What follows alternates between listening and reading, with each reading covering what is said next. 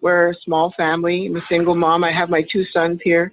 We're actually, like I said, we're at City Hall because it showed up on the invitation, that meetup. But I kind of missed that it was going to be online, and I thought it was going to be here. And so we're here in the lobby, listening to you. What I want to work on. What we came for. I don't know. I understand about energy, and I'm a single mom, two sons. One of my sons is 23. My little guy is going to be 10 in November. We went through a bunch of hard things in the last decade, but what kicked it off was some domestic violence situation, which we're out of. But it's left serious marks, I think, on our psyche, on our belief system, believing what we believe about ourselves, each other, how we attack each other when we don't even want to, we don't even mean to. And just all that, just this negative thing. It's like this dark cloud in our home.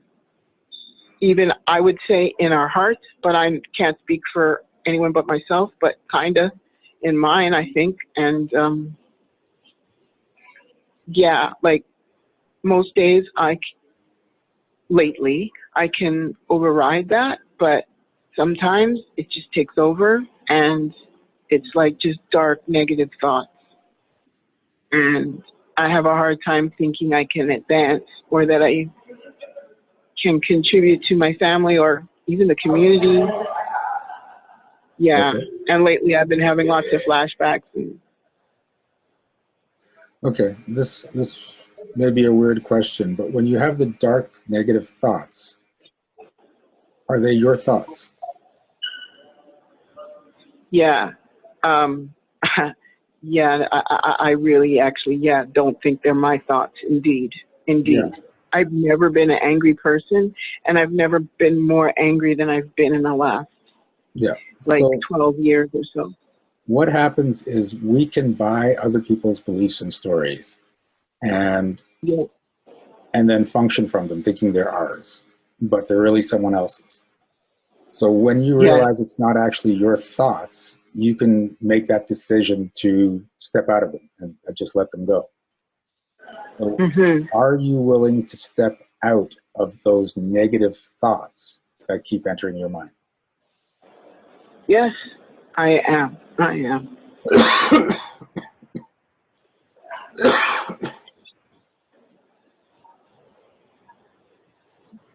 Whew.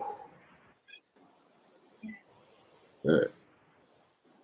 And whenever you see that come in, the first thing you want to ask is this mine? Are these my thoughts? And if you feel that it's not, then just say, you know what, I'm stepping out of it. I'm not even going to listen. Yeah. And the more you do that, the more you're going to find yourself in a happier space. You're not going to go into that dark space. And that's going to change the vibration, not just for you, but the people around you. It's going to happen for the family. And you want to talk to the kids about this too, because they're probably going through the same thing. And yeah, they're sitting right here. They're actually sitting right next to me, listening to all of this. Okay. So this happens quite a bit with people, and most people don't realize that they're functioning from other people's stories. And whenever I'm working on, if something comes up for me, especially if it's like just comes out of the blue, suddenly I have a dark thought or a weird thought or even like a physical pain, I ask, is this actually mine? Right? And if it's not, then I'm like, well, I'm stepping out of it. Yeah. Why try to fix something if it's not yours?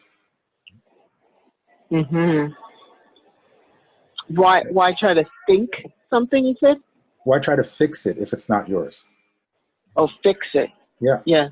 So first step, always make sure it's yours before you can try to fix it. Yes. Meaning fix it in terms of fixing what I think about. Yeah. Or fixing. Oh, healing. So, even healing, right? So this is the thing. I've seen people that have had physical illnesses that were someone else's physical illness, and they stepped out of it, and suddenly they felt great.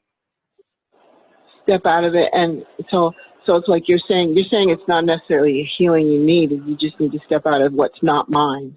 Exactly. Huh. Yeah.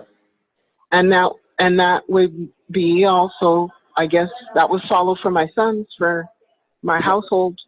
Yep. So usually around 98% of your thoughts, feelings, and emotions aren't yours. You pick them up from other people. Yeah, right.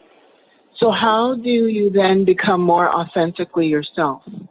What are maybe one of primary, like maybe 3 or 5 of the primary steps to, because I don't feel like myself. I actually feel quite outside of myself.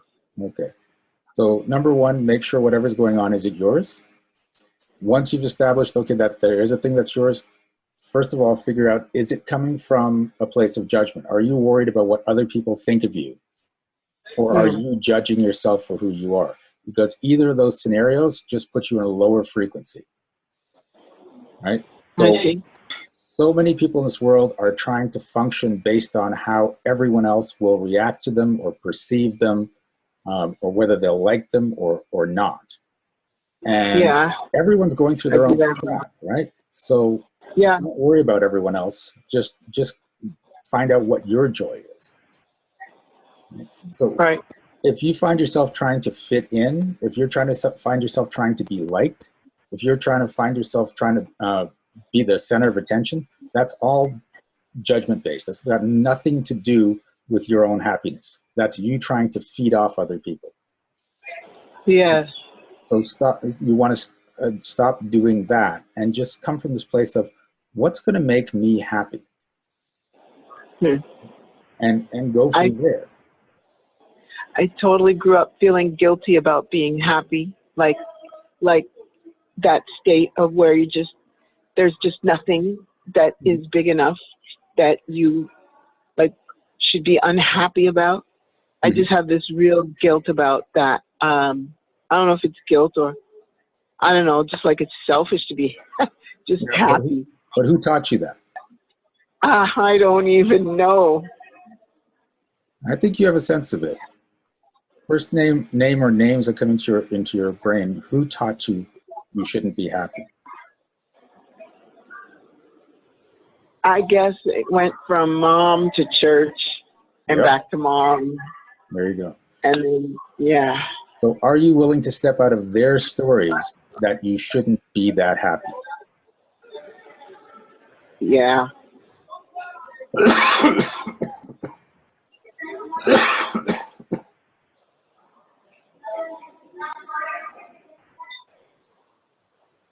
Yeah. Are we? And it's interesting because you want to be happy. You want to laugh every single day. Yeah, I do. And there's not a day that goes by where I don't have one big belly laugh about something, usually multiple. Wow. Right? And I'm surprised at how many people out there don't have the same experience, but that's not what people have taught. We've been taught that happiness is an illness. You come out and you're like really, really happy. People go, what drugs are you on? Are you okay? Exactly. And that's because they're when I was afraid in to be university, happy. that's what we did. Yeah, when I was in university and coming out, I was sort of like that. And my family, my friends were all trying to tell me all the time how irresponsible I am and how, like, clueless I am, as if I didn't know current events or wasn't concerned. But but current events are depressing. Not my stuff again, right? Yeah. It's stuff I could maybe help with, but really, it's not my stuff. Or is it? So you got to look at it this way. If people are telling you you're wrong or you should behave differently or you should behave more responsibly, first look at them and see if they're happy. Because if they're not, you probably don't want to take their advice. Right. Right. Okay. And if people are trying to tell you that you can't do what you want and you're not going to be successful, check if they're successful. Because if they're not, don't listen to them. Yeah. Right? It's fairly simple. Yeah, check if they're where I want to be. If they're not where I want to be, then I don't. Yeah. Yeah, and trust me, the people that are where you want to be will not tell you don't go for it. Right? They'll say, yeah, it's an amazing journey. Come along. Right. And I'm not so weird that where I want to be is so weird and different and like off. I know people who want to be where I want to be. Okay. And this is the thing. Well, I don't know people, but I can get to know. You should invite weird and different. Sameness is boring. Sameness is small. Sameness is not going to get you the life you want. Weird and difference Yeah. what you want. Yes, you're right. Okay. I've been squashing my different and my own. Yeah, I've been squashing it for a long time. Okay. Well, now's your opportunity to stop that. Yeah. Because look at every majorly successful person. Do they look like they fit in anywhere, or are they just being themselves in all their weirdness and happiness? Right. Yes. They look like they're just being themselves, and they often don't even have a sense of others' judgments, even though I'm sure there's a lot of it. Yeah, and that's where you want to put yourself. Yeah. I mean, I suppose some get away with being self-conscious just because whatever, I don't know, their gimmick is like so strong that they're successful anyway. Like some celebrities, I guess. And that's not what I'm trying to be, a celebrity, but you do pay attention to celebrities a lot sometimes, and that's maybe where I got some of my fear from too. Mm-hmm. But I'm in a different story than you are. So you're saying you do pay attention, but you really mean, you meant to say I pay attention because I don't pay attention to what celebrities. Yes, thank you. So you're right. Good for you. Yes, right. I do that. Yeah. Yeah, and this is the thing, because a lot of times people talk like that. You know how everyone does this, and you know how we do this. And it's like, no, that's you. That's your story. And when you start to realize, oh wait, this is just my story. Maybe I should change the story. Then it starts to show up like that. Yeah, we were just talking this morning, me and the boys, about being careful about your language and how we speak and what we say.